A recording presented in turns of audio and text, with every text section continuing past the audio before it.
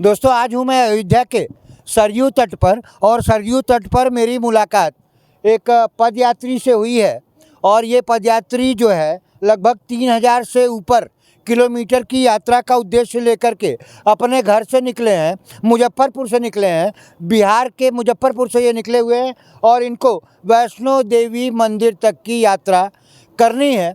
हम इनसे ये जानना चाहेंगे कि आप इतने दूर पैदल क्यों चल रहे हैं, आपके पैदल चलने का उद्देश्य क्या है और आपके उद्देश्य का परिणाम क्या होगा। तो सबसे पहले भैया अपना परिचय दीजिए, नाम बताएं।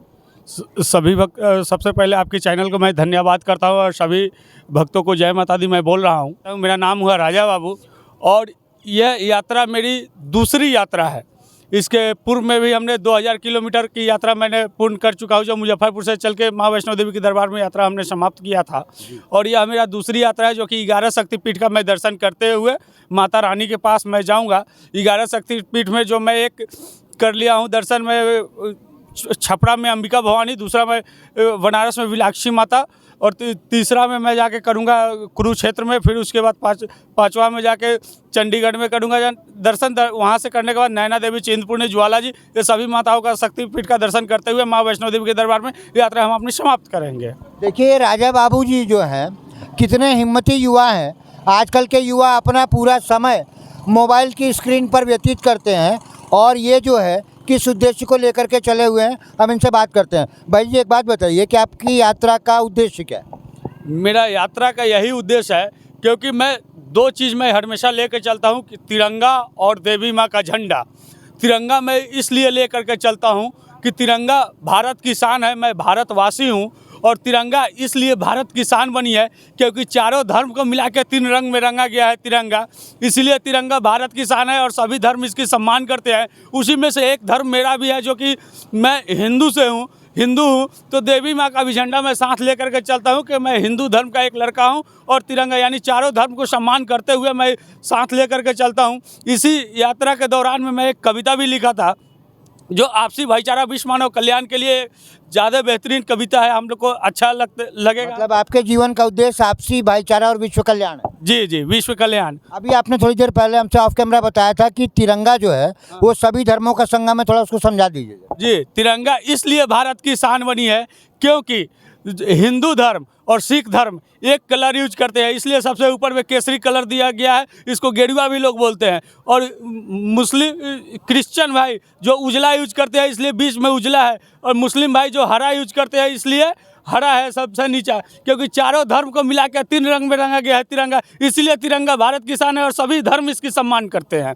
और जो मैं कविता लिखा था इसी पर कि तिरंगा मेरी शान है, माँ मेरी जान है, धर्म बदलना पाप है, मन बदलना नहीं, युवा का साथ है, बुजुर्गों का आशीर्वाद है, सदैव सबके साथ है। अच्छा, जब आप इतनी लंबी यात्रा पर चल रहे हैं, मौसम बहुत ख़राब है और अब आप अयोध्या में हैं, इस समय स्नान करेंगे, इसके बाद आगे के लिए कहीं जाने का प्रोग्राम होगा, तो इतने खतरनाक मौसम में आपको कोई तकलीफ नहीं होती? जी नहीं, यहाँ पे कोई ऐसा तकलीफ़ नहीं होता है। मौसम जो है मौसम सुहाना है, ठंडी में ही इंसान चल पाता है और माता रानी के क्या कृपा से मैं जिस तरह पहले का यात्रा मैं पूर्ण किया हूँ उसी हिसाब से अभी यात्रा पूर्ण करूँगा। और अयोध्या में जब भी मैं आया, पूर्व में भी आया था और अभी भी जब हम आए तो यहाँ के जल पुलिस द्वारा किया गया सम्मानित। हम तो कहते हैं कि जिस तरह जल पुलिस यहाँ की अपना कठिन समय दे करके दिखाते अपना ड्यूटी जो निभा रहे हैं, अपना प्राण को संकट में डाल करके, इन्होंने ना ठंडी को ठंडी, ना धूप को धूप, ना बारिश को बारिश, जिस हिसाब से लोग ड्यूटी कर रहे हैं मैं पर डे मैं उनका देखते रहता हूं, तो इस हिसाब से राष्ट्रपति अवार्ड से सम्मानित करना चाहिए अयोध्या जल पुलिस को। अयोध्या जल पुलिस ने आपका सम्मान किया? हाँ, बहुत सम्मान किया, पिछले भी किया और मेरा कर रहे हैं। यहाँ पे जो भी आते हैं या कोई भी ऐसा व्यक्ति मरते, ड्यूटी जो बेकायदा होता है वो पूरा बढ़िया से निभाते हैं।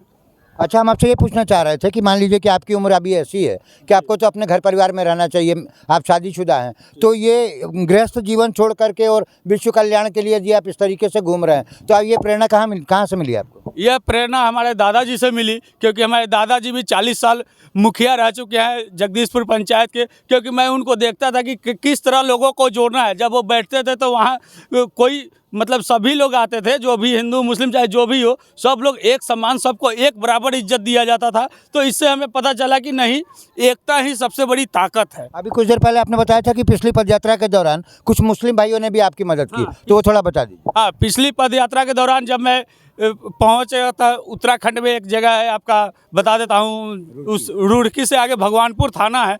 भगवानपुर थाना में जब 10 रात बज गई, मैं बुरा तरह फंस गया। जब हमें कोई रास्ता नहीं मिला तो लोग जो मुस्लिम के नाम पे जो अफवाहें फैलाते हैं, ये चीज़ गलत है, उन लोगों में भी इंसानियत है। उन लोगों ने फिर मंदिर खुलवा के 10 बजे रात में मेरा सोने का व्यवस्था किया, क्योंकि ऐसा कोई बात नहीं, हमें सभी धर्म के लोग सम्मान करते हैं, सपोर्ट करते हैं। क्योंकि मैं पहले ही बोला, जिसके पास इंसानियत है वो सभी धर्म के लायक है, जिसके पास नहीं है वो किसी धर्म के लायक नहीं है। किसी मुसलमान ने वैष्णो देवी को प्रसाद चढ़ाने के लिए भी आपकी मदद की? जी जी, बोले मुस्लिम भाई करते हैं मदद सब, क्योंकि ये क्या किस्सा था? एकता के साथ, और क्योंकि वो जानते हैं इंसानियत, उनके अंदर इंसानियत थी, इंसानियत के नाम पे वो लोग सपोर्ट किए। उन्होंने पैसे दिए आपको प्रसाद चढ़ाने को? पैसे भी दिए थे, पैसा से भी सपोर्ट किए थे कि और भी कोई है, और नंबर भी दिया, बोला कि और भी कोई दिक्कत हो तो आप हमें फ़ोन कर सकते हैं, हम आपको सपोर्ट करेंगे। देखिए दोस्तों, आज हम अयोध्या में हैं और अयोध्या में तरह तरह की चीज़ें निकल करके सामने आ रही हैं। जहाँ देखिए वहाँ कंटेंट की भरमार लगी हुई है, जहाँ देखिए यहाँ देखिए बहुत सारे लोग हैं, सब लोग घाटों पर नहा रहे हैं। इससे उनको कोई लाभ नहीं होने वाला है। बहुत बड़ा लाभ होगा तो पैर में सूजन हो जाएगी, बहुत बड़ा लाभ होगा तो ये हाथ पैरों में दर्द हो जाएगा, बहुत बड़ा लाभ होगा तो ये थकान हो जाएगी, और बहुत बड़ा लाभ होगा तो कुछ दिन के लिए बीमार हो जाएंगे। मैं गलत तो नहीं कह रहा हूँ? नहीं नहीं, बिल्कुल सही है, लेकिन ऐसा ऊपर वाले की कृपा से, माता रानी और इतने जनता की दुआ है, दुआ में बहुत सारे ऐसा बीमारी है जो भाग जाते हैं। का नाम है कि ऊपर वाले की दया और नीचे वाले की दुआ है, इससे बड़ी ताकत कोई है ये नहीं है। और इसी अच्छा, एक बात बताइए कि आपने अब अपनी पदयात्रा शुरू करने से पहले सरकारी अधिकारियों को, प्रधानमंत्री को, मुख्यमंत्री को जानकारी दी? हाँ, जब मैं मुजफ्फरपुर से चला था, चलने से पहले वहाँ के डीएम को और सभी राज्य के मुख्यमंत्री को, दिल्ली मुख्यमंत्री हो गए, उत्तर प्रदेश मुख्यमंत्री हो गए, हरियाणा मुख्यमंत्री हो गए, उसके बाद में पंजाब मुख्यमंत्री हो गए, जम्मू कश्मीर के उपराज्यपाल हो गए, माननीय प्रधानमंत्री जी हो गए, सभी को मैं लेटर दे करके चला हूँ। जो कि प्रधानमंत्री जी के यहाँ का रिसीविंग भी मेरे पास है, उसमें रूट चार्ट बाई रोड हर चीज़ मेरा दिया गया है कि इस रास्ते से हम निकलेंगे। तो ऐसा क्या क्यों ज़रूरी है कि किस कारण से जानकारी मांगी जाती है? इसलिए मैं जानकारी देता हूँ कि कल का डेट में, क्योंकि अभी का जो माहौल है, माहौल का हिसाब से कुछ नहीं कहा जाता है। क्योंकि मेरा जो कर्तव्य है, एक कर्तव्य है कि अगला सीनियर जो है उनको जानकारी दे करके हम उस यात्रा से गुजरेंगे, ताकि आगे चल के कोई हमें कठिनाई ना हो। थोड़ा सा अपने पैर की सूजन दिखा दीजिए। देखिए दोस्तों, ये होती है समाज सेवा और ये होता है विश्व कल्याण का। ये देखिए, इस तरीके के पैर में इनकी सूजन है और इनको किसी प्रकार की लालच नहीं है। पैसा इन्हीं का खर्च होगा, शरीर में थकान इन्हीं की होगी, तकलीफ़ें इन्हीं की होगी, लेकिन ये विश्व कल्याण की भावना को लेकर के यदि हमारे देश में पैदल यात्रा कर रहे हैं तो हमें गर्व होना चाहिए ऐसे देश के नौजवानों पर, और हम गर्व करेंगे भी। क्यों नहीं करेंगे गर्व इस तरीके के नौजवानों पर जो अपना भला ना देख करके पूरे विश्व का भला देखते हैं। दोस्तों, कैसी लगी हमारी ये रिपोर्ट हमें कमेंट में ज़रूर बताइएगा। मैं हूं हरिओम श्रीवास्तव और आप देख रहे हैं मेरा यूट्यूब चैनल यूनिक न्यूज़ 1, और यदि आप मुझे फेसबुक पर देख रहे हैं तो आप देख रहे हैं यूनिक न्यूज़ 1। बहुत बहुत धन्यवाद।